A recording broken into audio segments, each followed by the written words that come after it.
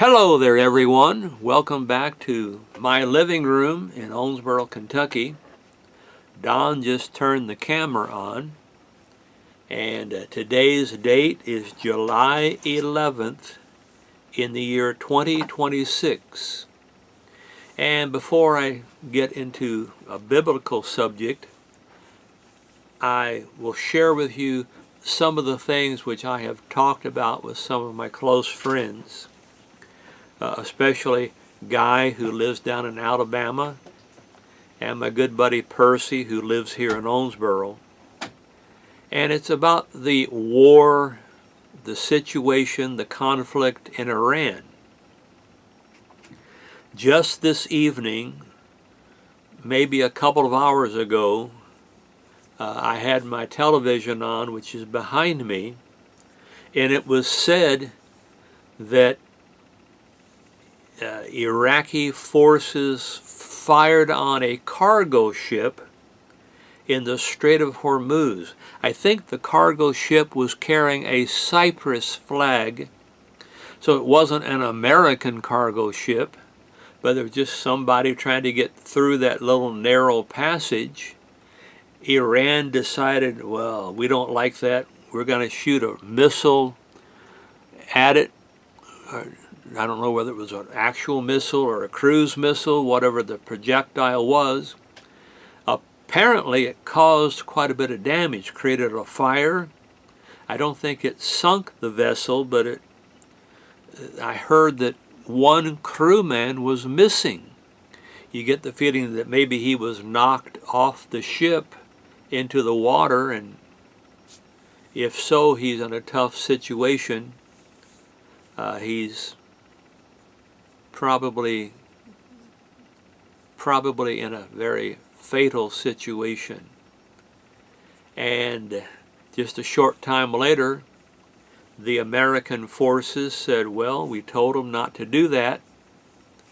And as you know, it was about July 6th and 7th, just 4 or 5 days ago, where for 2 straight nights, American air warplanes launched attacks. I think also missiles were involved on different Iranian sites having to do with radar and drone supplies, missiles, where missiles are stored.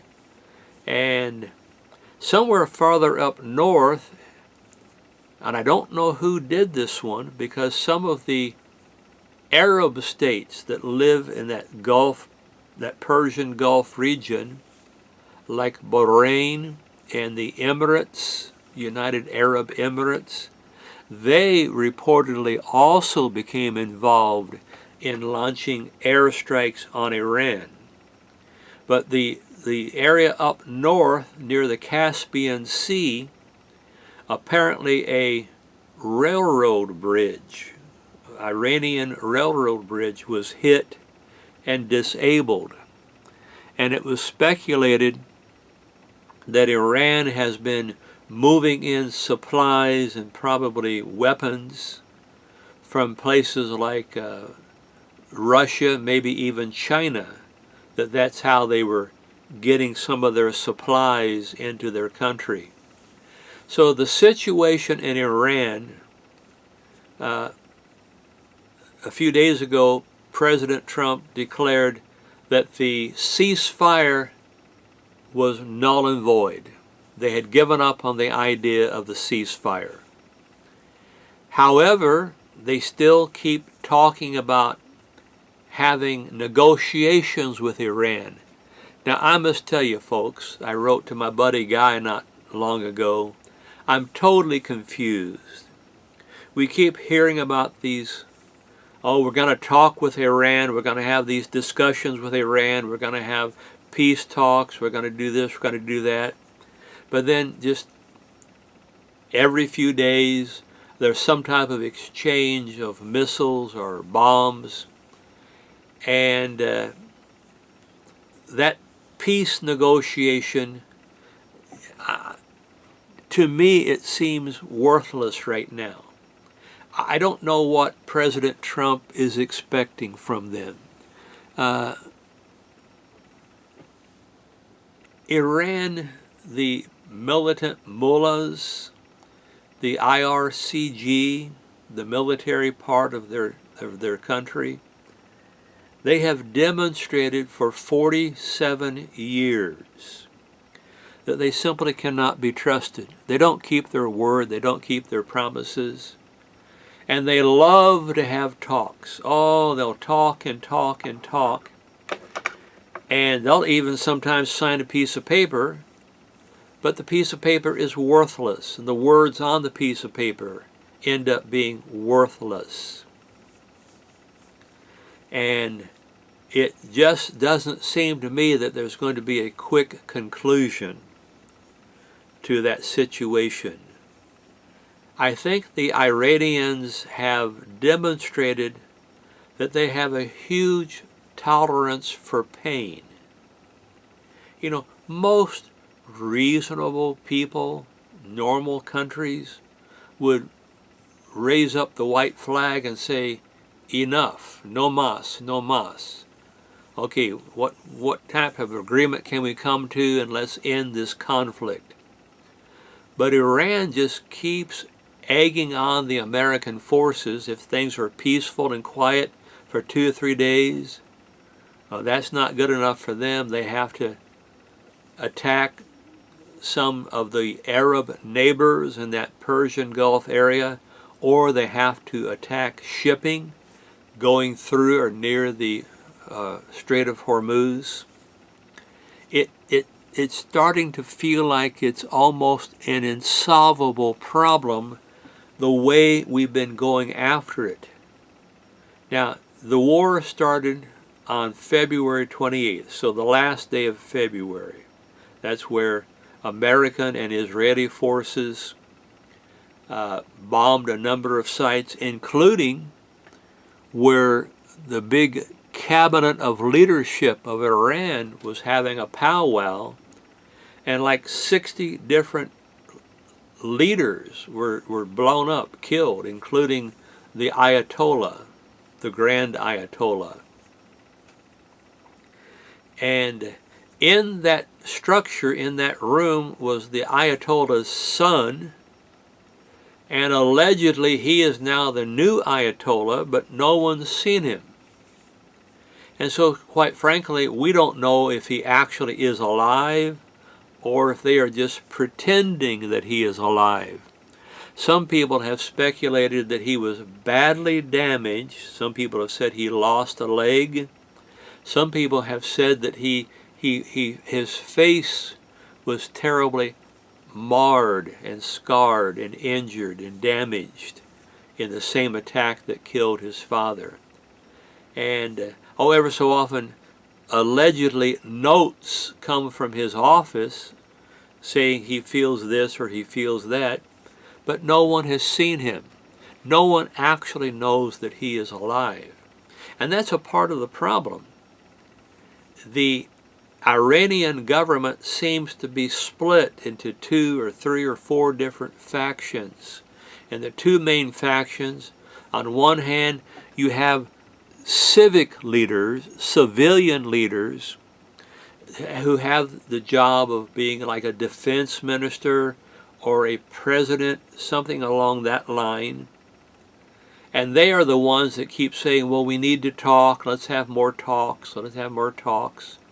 And then you have the IRCG, the Iranian Revolutionary Guard Corps. And they are the hardcore, diehard militants.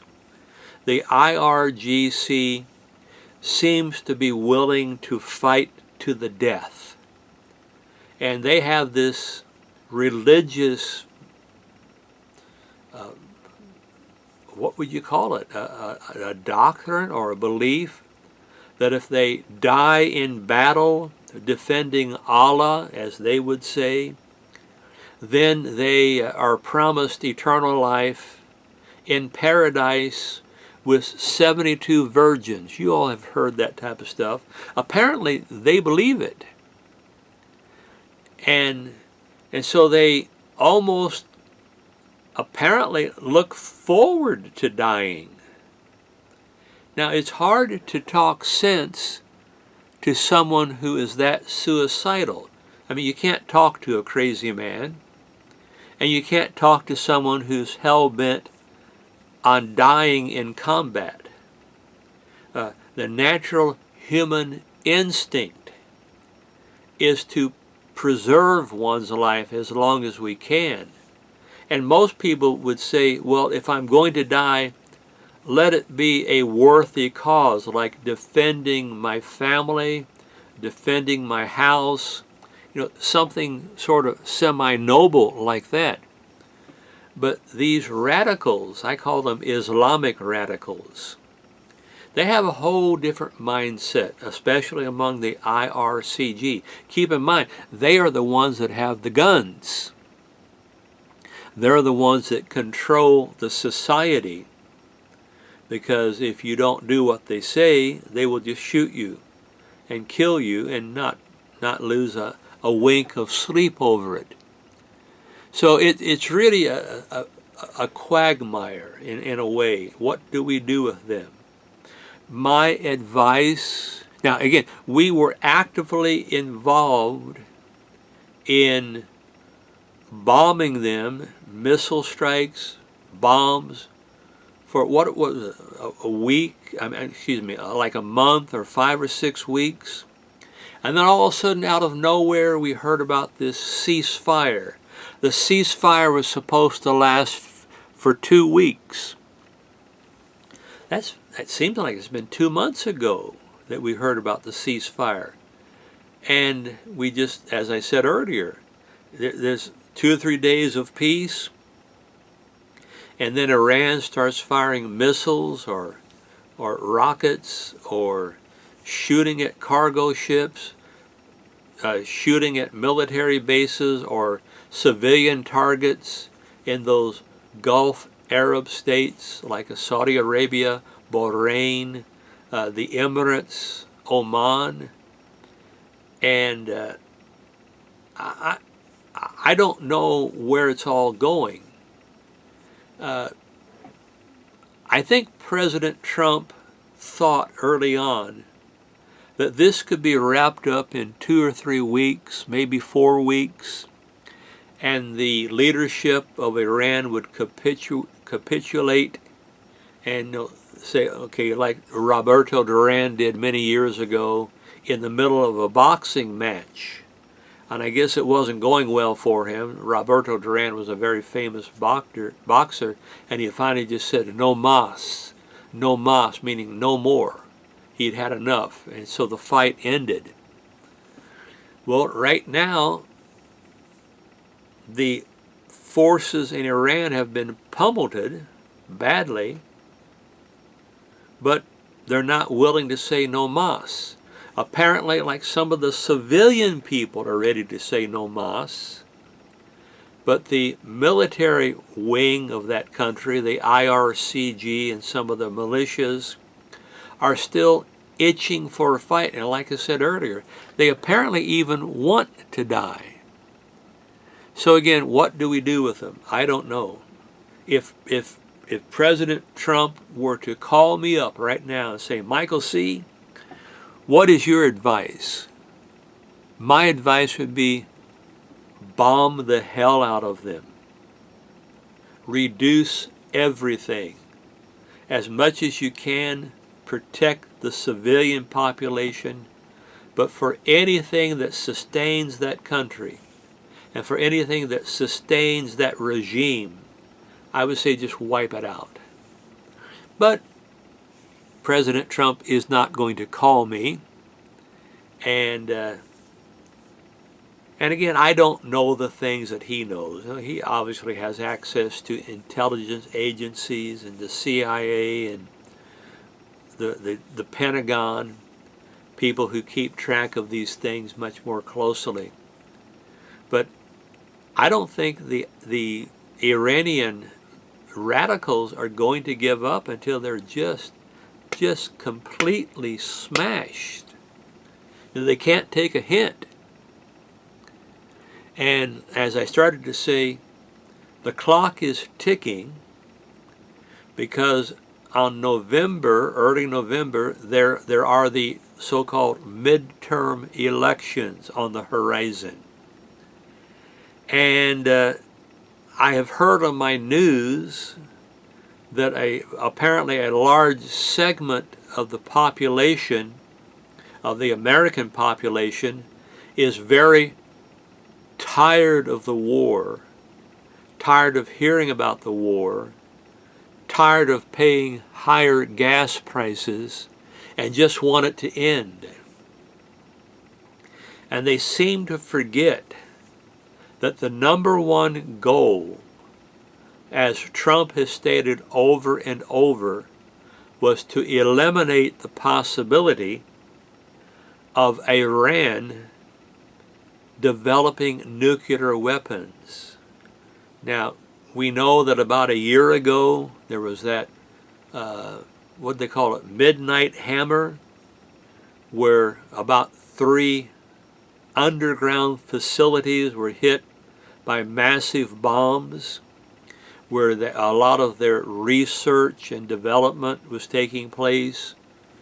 And it is said that at the time, Iran had enough raw nuclear substance, like high-powered uranium.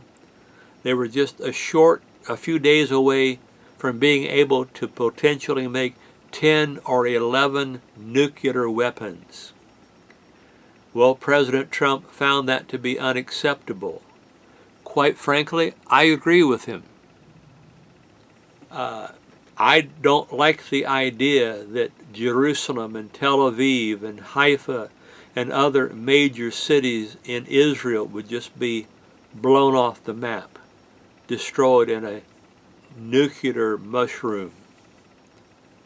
And they found out during the course of the war that they had missiles which were capable of hitting Berlin in Germany, Paris, France, London, England, and many other capitals inside the continent of Europe. So they might have decided to use a few of them up there. And we all know that if they could, they would fulfill their chant of death to America. Apparently they chant it all the time. And they would indeed, if they could, launch nuclear weapons on places like New York City, Washington, Chicago, and other locations which were close enough for them to reach. So Iran is a terrible threat. They're not Switzerland. You know, Switzerland has a long tradition of just being neutral. They want to stay out of everything. They're up in the Alps. They just don't bother us with your wars, with your politics. We won't bother you. Iran is just the opposite. They have this mission inside their minds. They have a mission that they are going to conquer the world, that they're going to make the entire world subject to the Shia Muslim religion. And they don't much like Sunni Muslims, so they don't mind destroying their cities. They don't mind killing those Muslims, but they're just fixated on making sure that their philosophy is the only philosophy that can exist. Now, here for the last few days, I think it's over now for a day or so, but there was a multi-day funeral procession of the dead Ayatollah. I presume they got some type of agreement that American forces would not harm the people that were gathering to honor their dead Ayatollah. Because otherwise, I don't think they would have come out in such great numbers in public. But I have seen videotape at most of these rallies. They unfurled gigantic banners, and they were normally in red with white printing, a promise that they were going to kill Trump.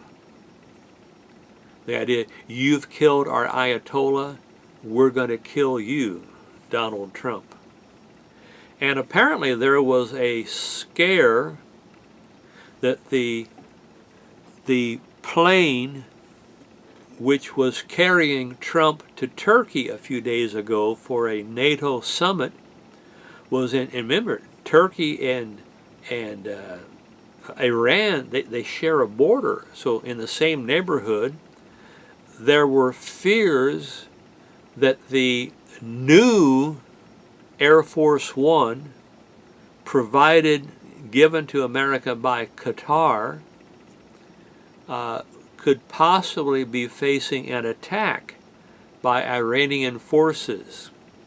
And because of that, they used the old Air Force One, which has more defensive mechanisms. And then they flew from Turkey, from Ankara, Turkey, back to London, and then President Trump got on the new Air Force One and flew back to Washington. Now, I don't know how credible that threat was. It was enough to get their attention. The reports that I have heard, and again, I'm limited in the amount of information that I hear, the Israeli forces are the ones who shared with the administration that there was a plausible threat. I guess the idea was to blow up the plane while it was in the air. Well, since then, we have heard that Trump has left orders to his successors that if Iran ever was successful, that if they did accomplish the task of assassinating President Trump, that America was simply to basically bomb the hell out of them with everything they've got, with everything that the American forces have. And at that point, many civilians would be killed in such a scenario. So it's a very wild and wacky world that we live in. And we don't really know yet what's going to happen. But I will say in my conclusion, what little I know, the longer that we pussyfoot around with Iran and have these never-ending peace talks that go nowhere, they just stall for time, stall for time, stall for time, that Iran is going to do everything it can to cause trouble. So again, I come back to my solution. Eradicate the Islamic radicals. Just do away with them and allow that country to become Persia again. Allow that country to be ruled by more normal, level-headed people that want to get along and be a part of the company of nations which make up the international scene. So we'll find out. Now, I've talked more right now about the Iranian situation than I have in a long, long time. But so much is going on, I just felt compelled to give you an update as I have heard and as I have seen, and to sort of give you some of my conclusions. My buddy Guy, he has sent me his opinions on 2 or 3 different texts, and I dare say I think we agree. And my buddy Percy, I've shared some of my thoughts with Percy, and Percy feels the same way that I do and that Guy does. So I guess we're going to find out. It's sort of one of those wait and see. wait and see what's going to happen.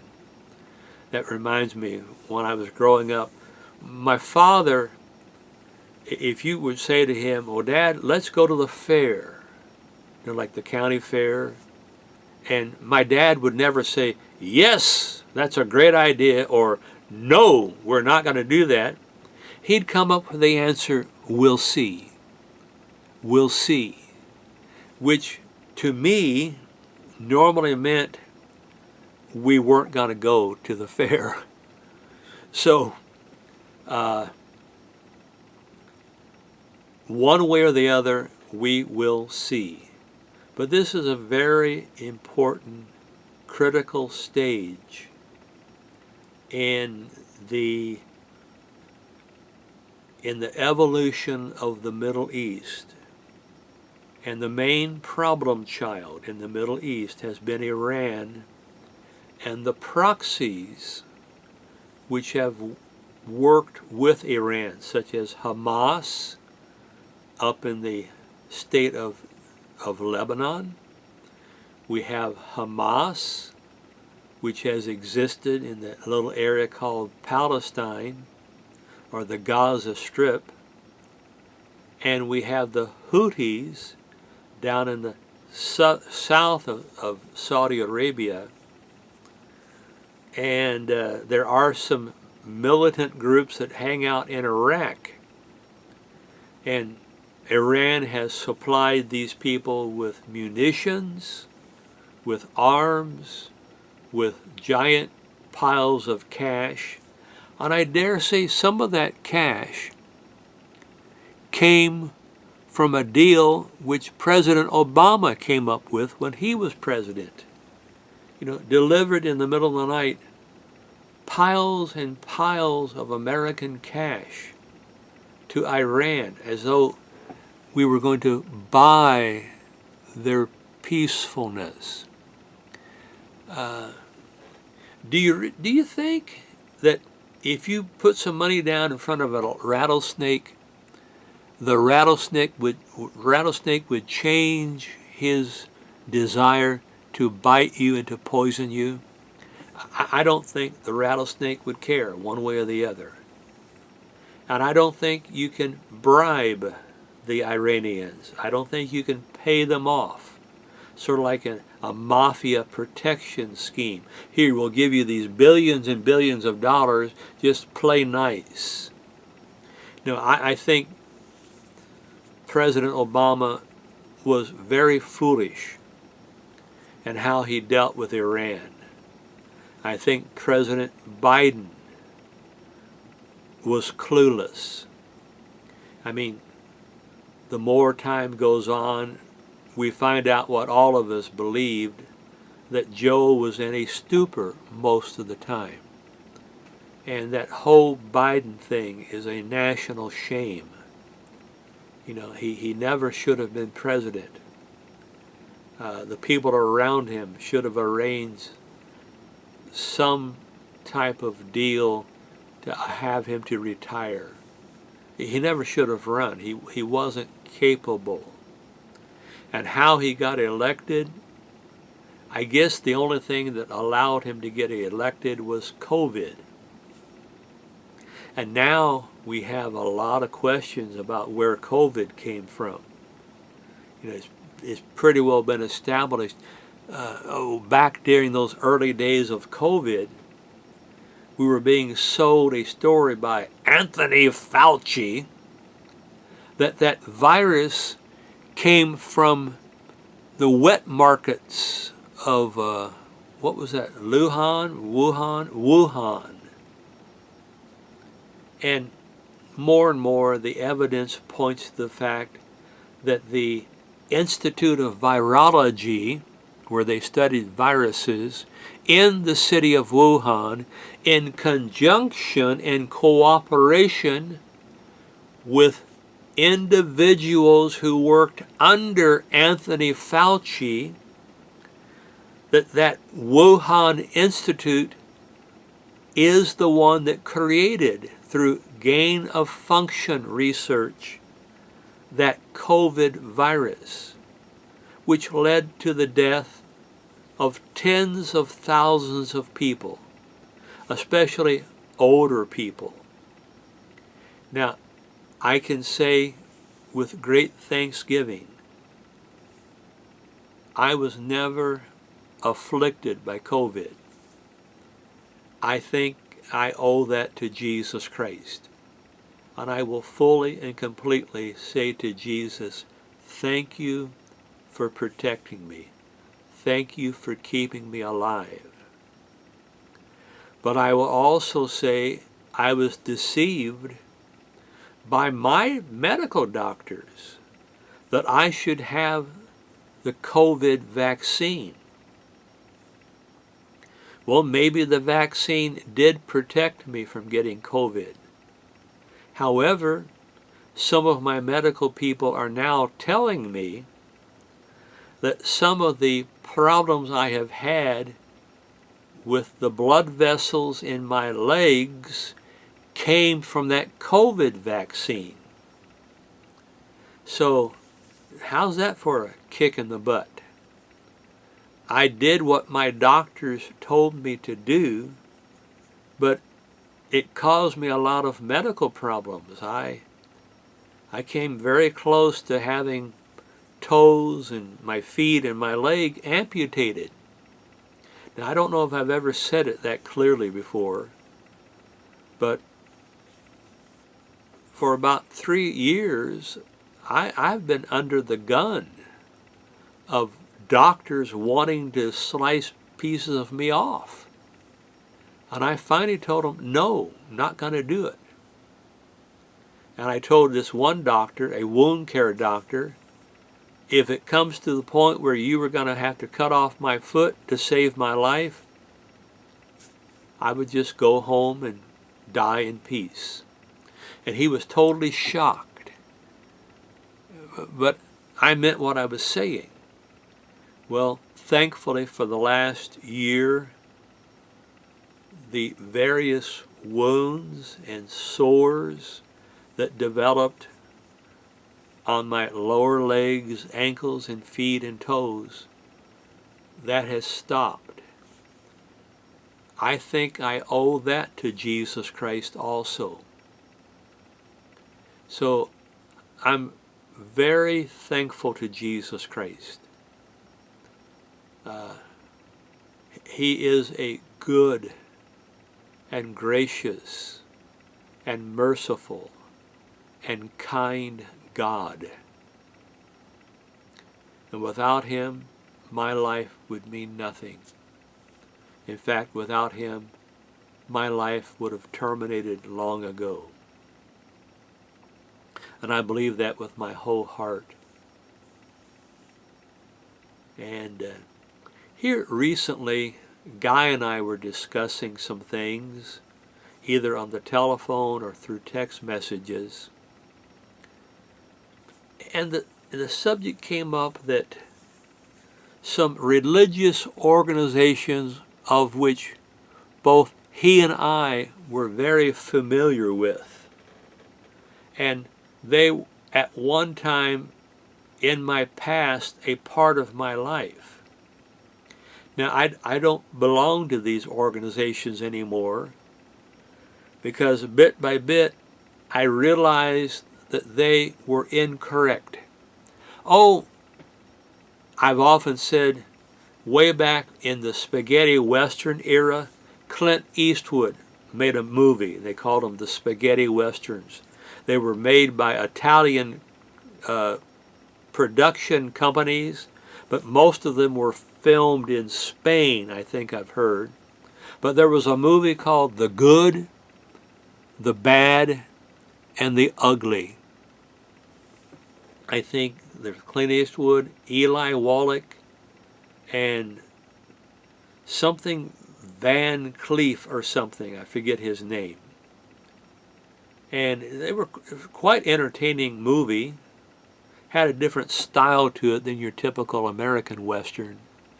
But the title of that movie, The Good, The Bad, and The Ugly, I think was a perfect title to my assessment of these church organizations to which I once belonged. Now, the first church organization of which I'm speaking, I became interested in some of their literature back when I was still a teenager. And I will say that original organization headquartered in Pasadena, California, they did have some good to them, and I will not deny that. There was good to them. But I will also say, from the vantage point of me now looking back over decades, they also had among them badness. Bad.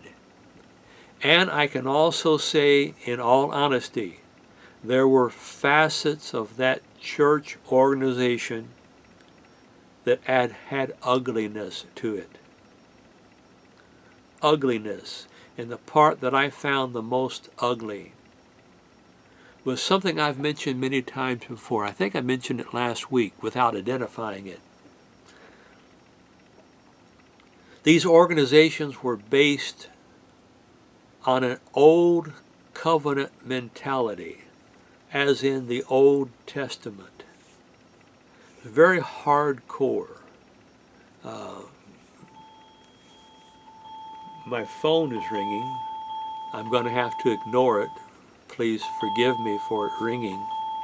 It's my buddy Chipper, who at the present time, I believe, is back in Florida visiting with one of his sons, and in a few days he'll be visiting with another son who lives up in the Charleston, South Carolina area. But anyway, I'm glad it stopped ringing. Where was I? This organization, remember, the good, the bad, and the ugly. And the ugly part, in my mind, from my reference, is that they gave very little credit to Jesus Christ. The only time I heard them consistently talking about Jesus Christ was around the time of what the Bible calls the Passover. Now, the Passover is an Old Testament term, and it's mentioned in the New Testament by the Apostle Paul, and we read about it in the Gospel accounts. But it was referring to a time when the children of Israel were protected from the death angel, because they were told to shed the blood of a sacrificial lamb, and that blood was painted up on the doorway of their homes. And they were told that the death angel, when he was flying through the countryside, would not attack the homes that had this blood, this sacrificial blood. And otherwise, anybody who was the firstborn in a family, and the firstborn could have been the father, or it could have been the mother, or it could have been the child. And if you had your in-laws with you, it might have been one or two of them. And so the death angel passed over the ones who were protected by the shed blood of the sacrifice. Well, what is that referring to? Obviously, it was a reference to the future Jesus Christ and his sacrifice and the blood that he shed that we could have our sins forgiven. So they would talk about Jesus Christ during the Passover time, and now some people use the term the Lord's Supper. That's a term that you hear quite often, especially among Protestant people. And the Catholic Church, they use the term Eucharist. Now, I'm not sure of the origin of the word Eucharist, every time I've asked one of my Catholic buddies, where does that come from? What does it mean? They don't know. They sort of shrug their shoulders. And they say, well, I'll find out, but they never tell me. I've never been told. But anyway, that idea of having a sacrifice with the Passover. Now, it's interesting that Protestants have a policy sometimes of celebrating the Lord's Supper, as they would call it, maybe 4 times during a year on a quarterly basis. Well, I'm sure some Protestant groups probably do it more often than that. And then in the Catholic world, they practice the Eucharist anytime they have a church service. Anytime. And you also hear the word communion. Some Protestants will use that word communion to describe that event. Well, the Bible paints a different picture. I don't have time to go back and show you in the book of Exodus. But the Passover was to be kept 1 time a year, around the time of the Passover, which occurred in the springtime. So even the churches that have a form of the ceremony, they don't keep it according to Scripture. They have their own little ways. You know, they're smarter than God. They know more than God. I'm being sarcastic. And they've come up with their own rules. And I have a feeling that the people who participate in these alternate services don't fully grasp what they're doing or why they're doing it or the significance of what they're doing. And most of them probably make a bit of a mockery of the whole process. But again, I'm not here tonight to talk about the Passover. But that church organization to which I once belonged, it was centered on the Old Testament. And I can remember being around some of those church members, and some of these people were fairly intelligent. And I can't remember them talking about the principles of the New Testament or the New Covenant. They always wanted to go back and talk about Old Testament stuff. And that's not the system by which we are now being judged. The book of Hebrews has a lot to say about the Old Covenant and the New Covenant.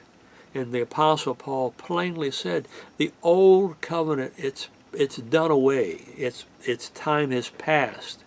But now we live under the conditions or the auspices of the New Covenant.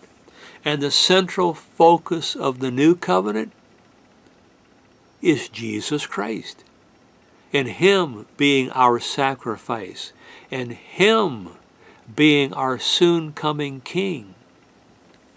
And Guy was saying that ever so often he goes back and listens to one of these sermons by the old group. I'm not even going to say the name. I don't even want to say it.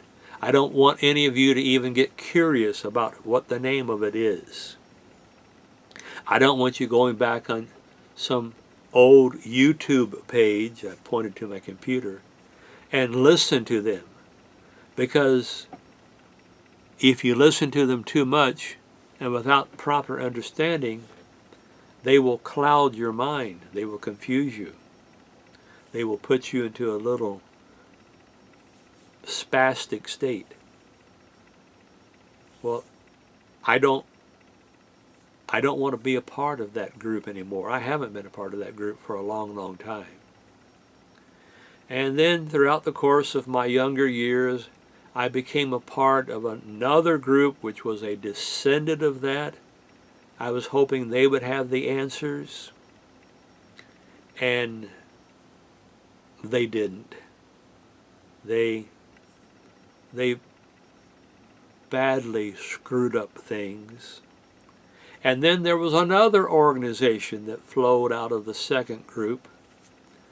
And unfortunately, during the time of that third group, Mr. Ted passed away, and the leadership of that group was taken over by Mr. Ted's son. And as highly as I think of Mr. Ted, and with the great respect that I have for Mr. Ted and his wife, I cannot say the same thing for their son. Their son,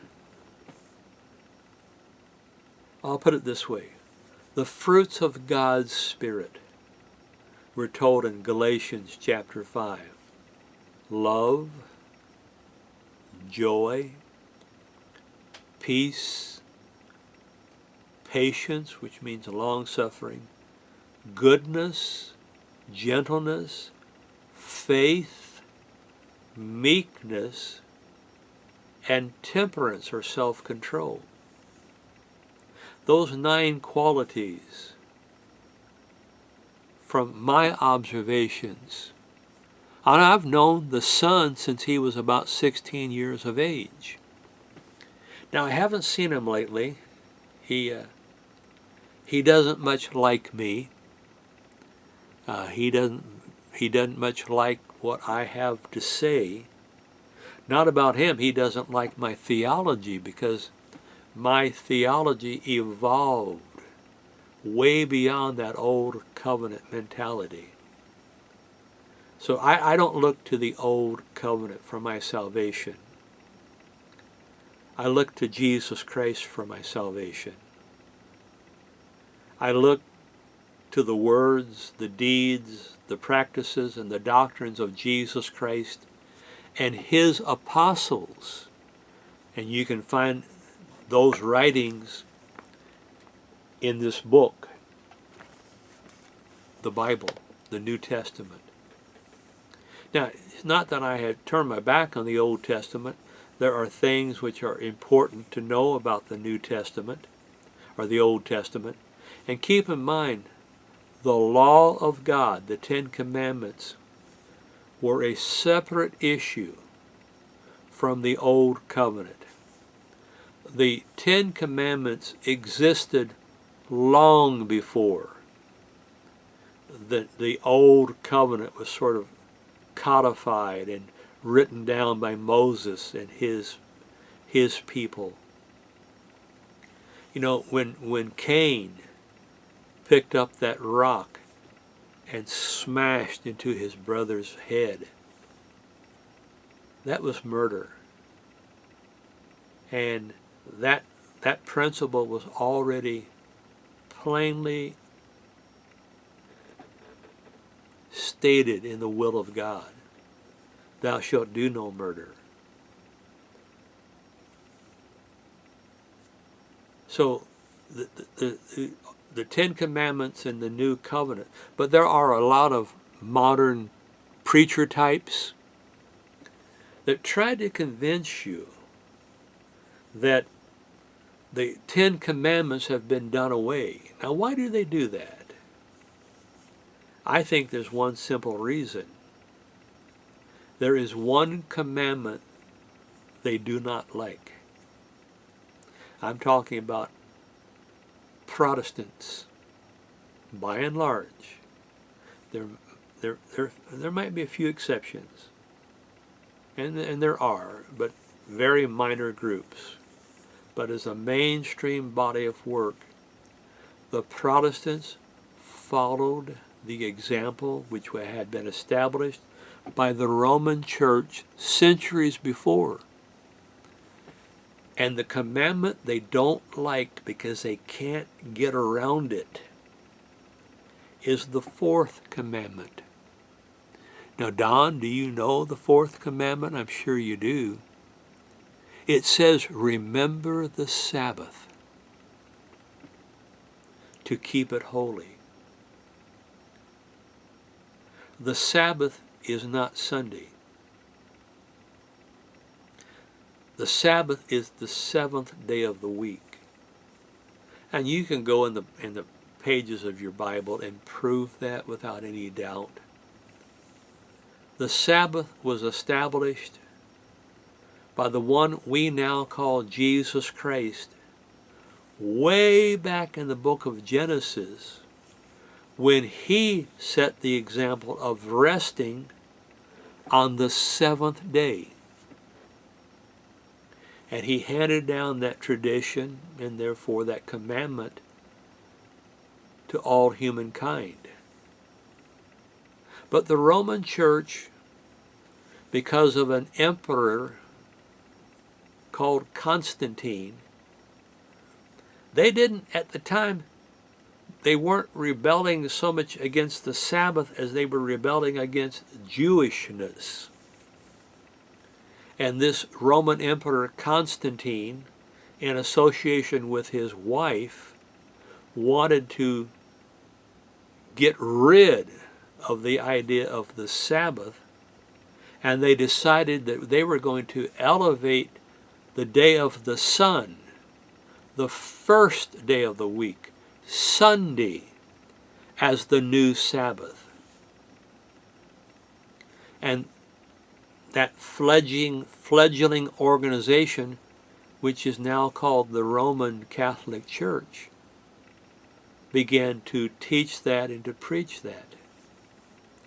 And then a few hundred years later, down the road, many hundred years later, when the Protestants decided they wanted to get out from underneath the control of the Pope and the Vatican, they broke away from the Pope, from the Roman Church, but they kept most of the principles.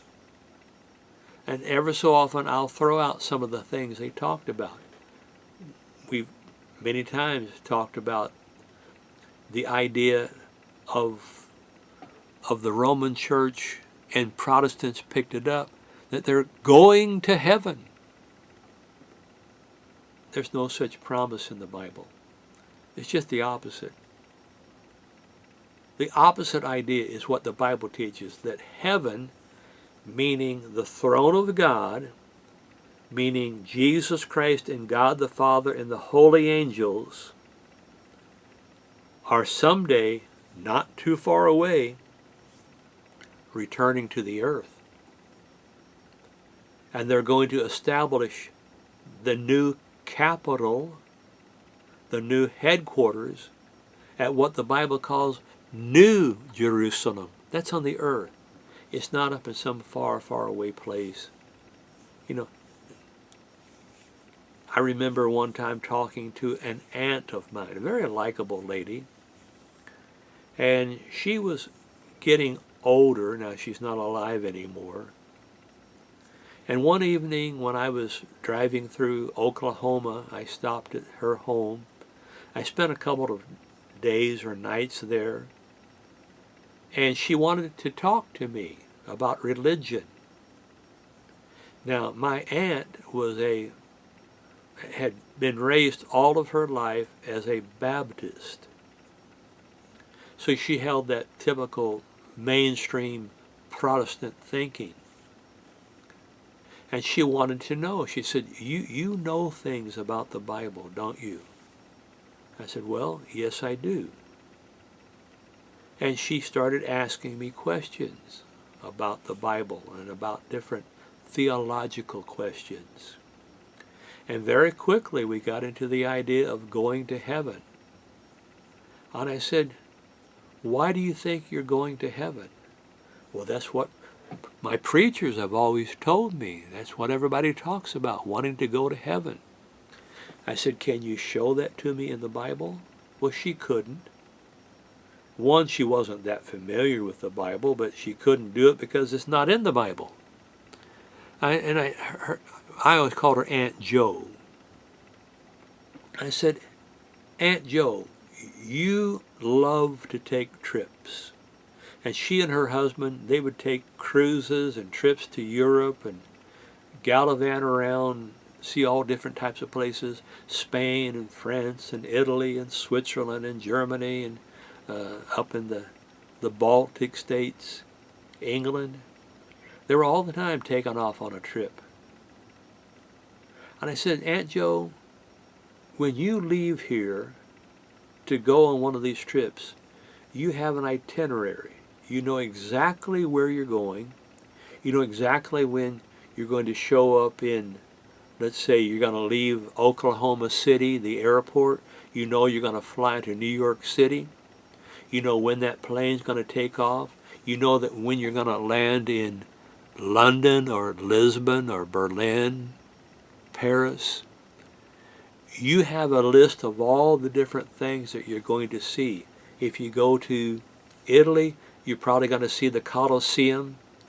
You're probably going to see the Leaning Tower of Pisa.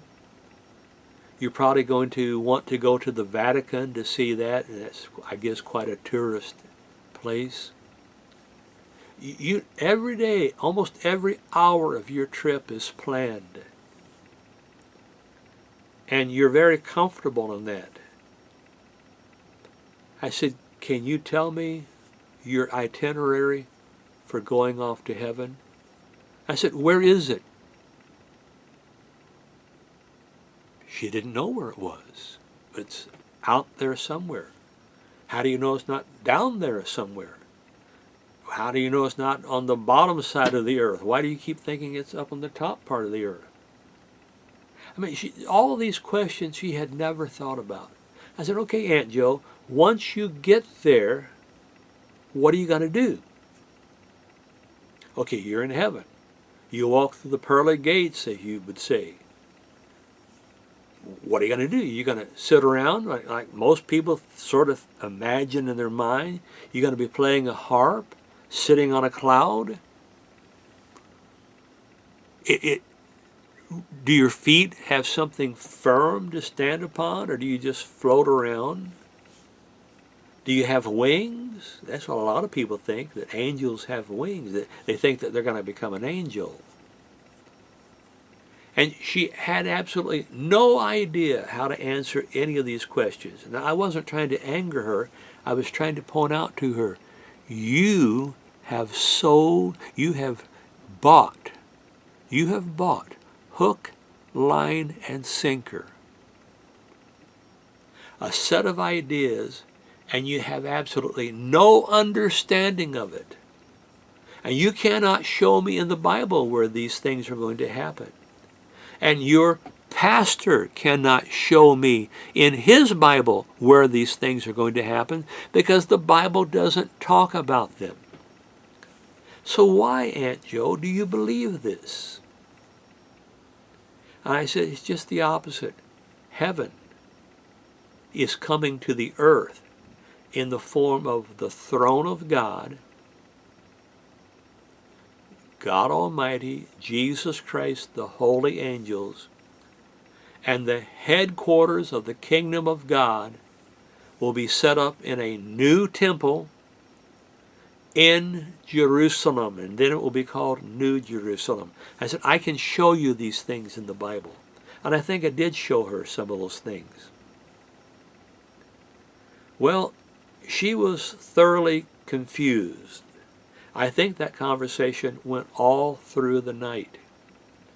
I can remember it getting light outside. There was a window near the kitchen table before we finally went to bed.